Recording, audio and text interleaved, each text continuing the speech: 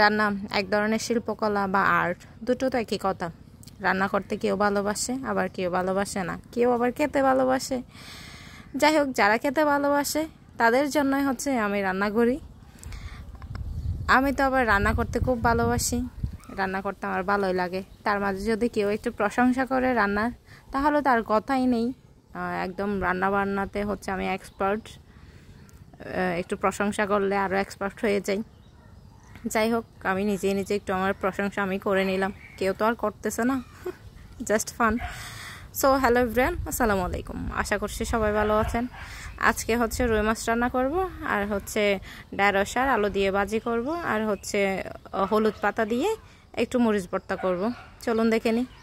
এদিকে আমার ভাজিটা অলমোস্ট হয়ে গেছে কথা বলতে বলতে, আর এদিকে হচ্ছে মাম্মানিকে একটু বসায় রাখলাম। সে তার মতো করে খেলতেছে, আবার কান্নাও করতেছে কোলে ওঠার জন্য। তাকে তো কোলে নেওয়া পসিবল না, কারণ আজকে কাজও আছে আমার একটু, তো তাড়াহুড়া করতেছি, অনেক লেট হয়ে গেছে। দুপুরে যেহেতু খেতে হবে সবার, তাই একটু তাড়াতাড়ি করতেছি। তার মাও একটু কাজ করতেছে, আমাকে একটু হেল্প করতেছে। তো এদিকে হচ্ছে রুই মাছটা রান্না করার জন্য আমি হচ্ছে মরিচ মশলা যা যা লাগে সব কিছু দিয়ে দিচ্ছি। তারপর হচ্ছে এগুলো একটু কষিয়ে তারপর একটু পানি দিয়ে দিব। পানি দিয়ে হচ্ছে আর একটু কষাতে দিব। কষানোর পর হচ্ছে মাছটা দিয়ে দিব। মাছটা একটু কষিয়ে তারপর হচ্ছে আলুটুকু দিয়ে দিব। আমার আবার রুই মাছের সাথে আলু আর ঢেঁড়স খেতে ভালো লাগে, তাই হচ্ছে অল্পটুকু আলু দেওয়া। আর এদিকে হচ্ছে রান্নাটা একদম কমপ্লিট হয়ে গেছে। মামানিকে তার মা হচ্ছে খাওয়াতে নিয়েছে। তাকে যে এত কষ্ট হয় খাওয়াতে, বাচ্চাদের কেন জানি না খাওয়াতে এত কষ্ট হয় কেন জানি না, প্রচুর কান্নাকাটি করে, তবুও তো খাওয়াতে হবে।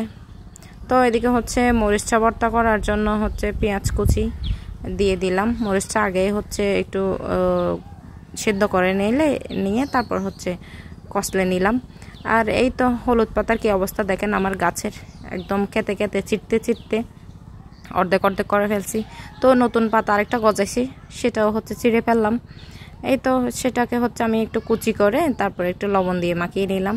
তো সব কিছু একসাথে মিক্স করে নিচ্ছি। আর এদিকে হচ্ছে আমি কতগুলো ছোটো চিংড়ি নিলাম। এই তো চিংড়িগুলো হচ্ছে আমি আগেই কড়াইতে একটু ভেঙে নিয়েছিলাম, তারপরে একটু হাত দিয়ে গুঁড়ো করে তারপর মিক্স করে ফেলবো। এই তো আমার হচ্ছে ভর্তা একদম রেডি, হলুদ পাতা আর মরিচ ভর্তা।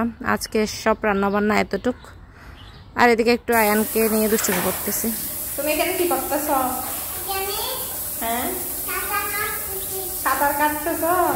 তুমি সাঁতার কাটতে জানো? এই তো আমি একটু ফ্রেশ হব, তাকে একটু ফ্রেশ করিয়ে দিব। সে পানি পেয়ে মহা খুশি, যেহেতু প্রচুর গরম পড়তেছে।